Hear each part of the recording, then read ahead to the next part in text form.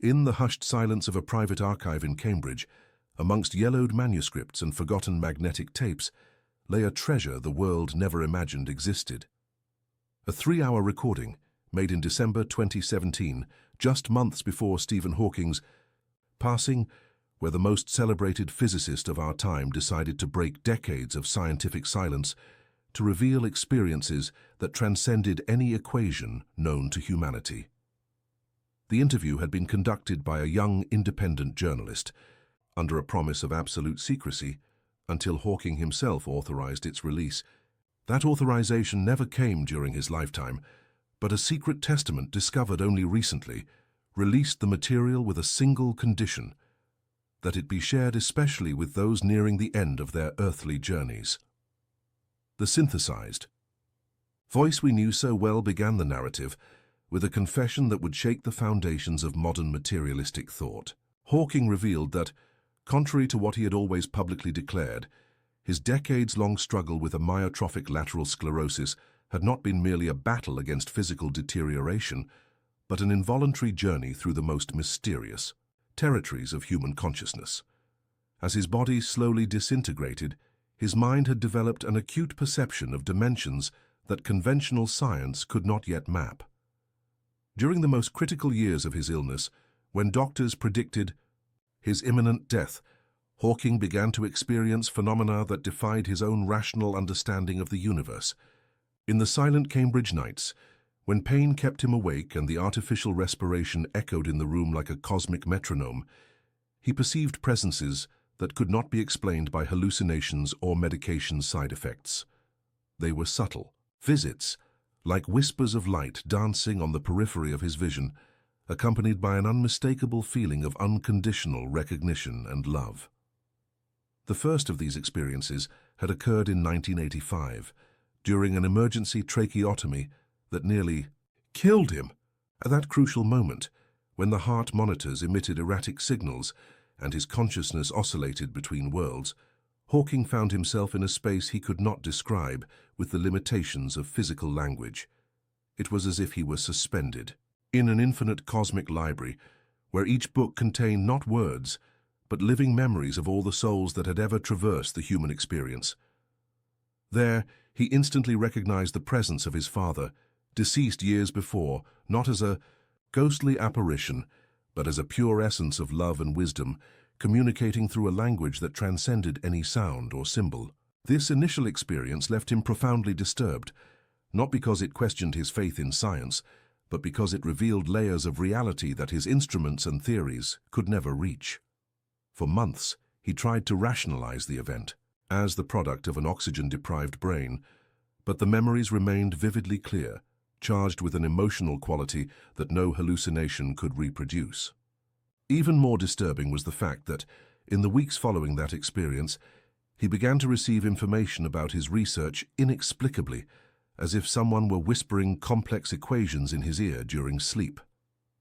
Over the years, these experiences became more frequent and detailed.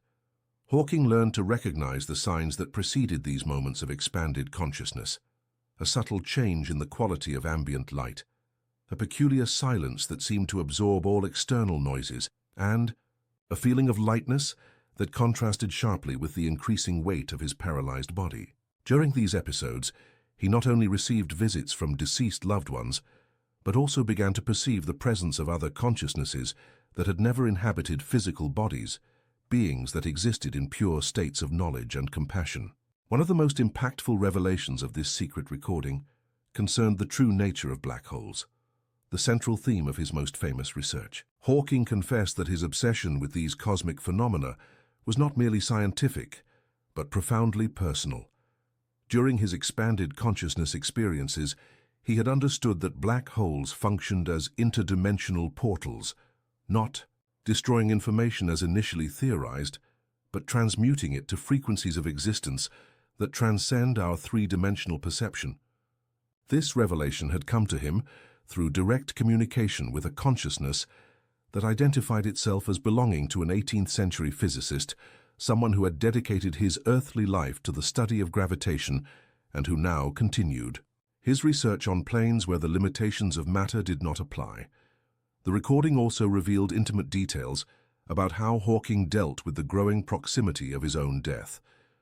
Contrary to the public image of a man who faced the end of life with scientific resignation, he admitted to feeling a growing, almost childlike expectation of what he called the Great Transition. This expectation did not stem from fear or fatigue with his physical suffering, but from a certainty, gradually built through his mystical experiences, that death represented only a change of state, like water transforming into steam without losing its fundamental essence. In the final months of his life, Hawking reported that the barriers between dimensions had become so tenuous that he could perceive multiple realities simultaneously. During the day, he maintained seemingly normal conversations with colleagues and family, but internally navigated landscapes of consciousness where he encountered not only his own deceased loved ones, but also great minds of human history who continued their journeys of discovery in incorporeal states. He described long conversations with Einstein about the nature of time, dialogues with Newton about the invisible forces that connect all things, and philosophical debates with ancient thinkers about the purpose of conscious existence in the cosmos.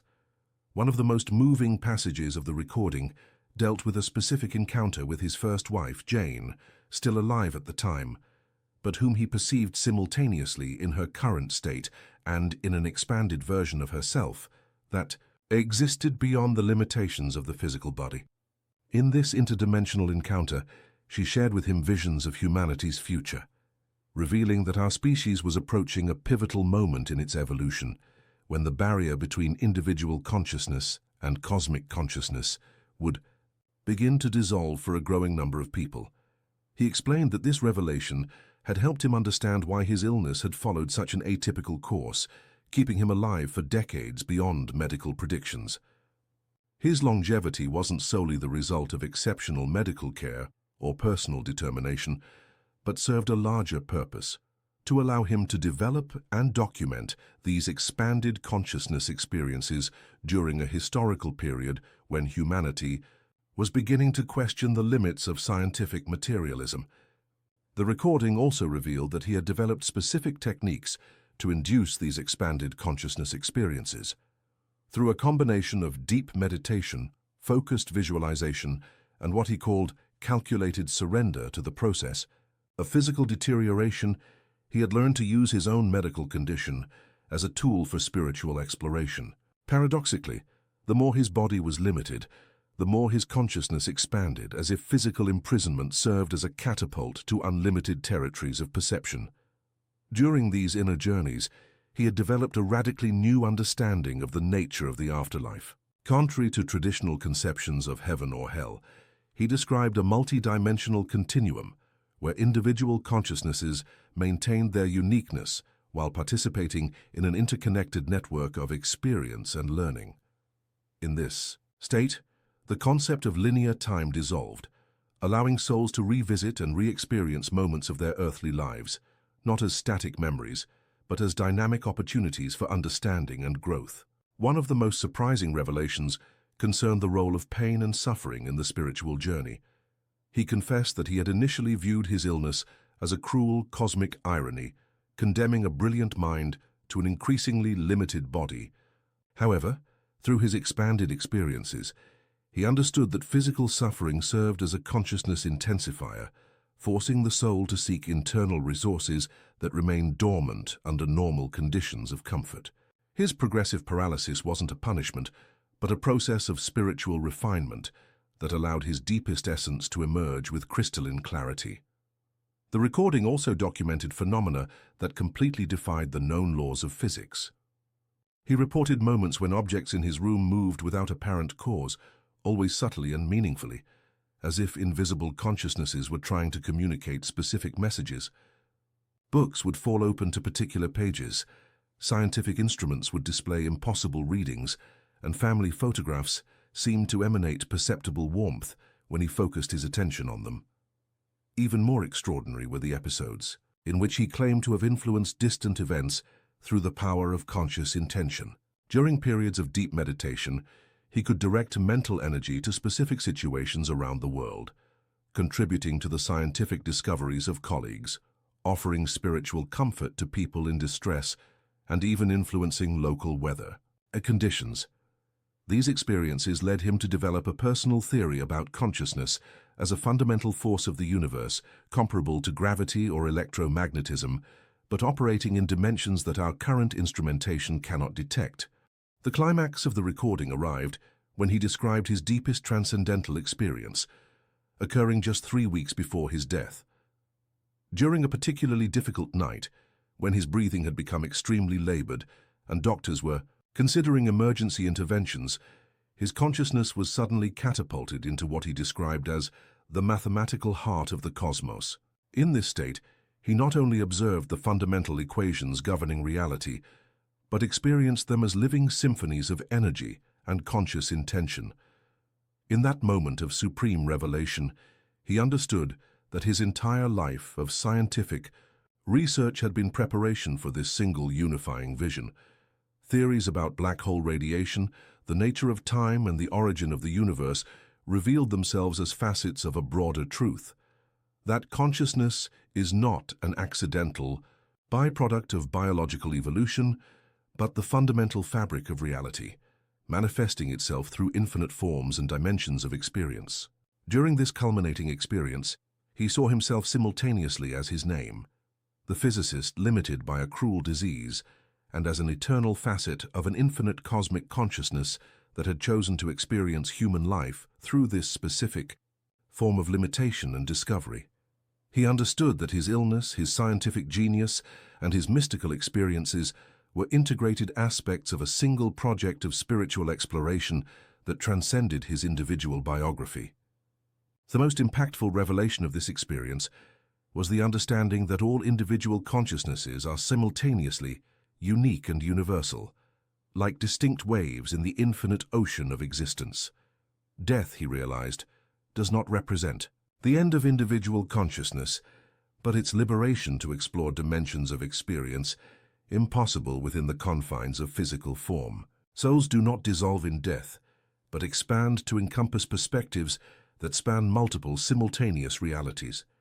He also described specific visions about humanity's future, revealing that our species was approaching a moment of evolutionary transition, when a growing number of people would naturally develop the expanded consciousness capabilities he had cultivated through his unique condition.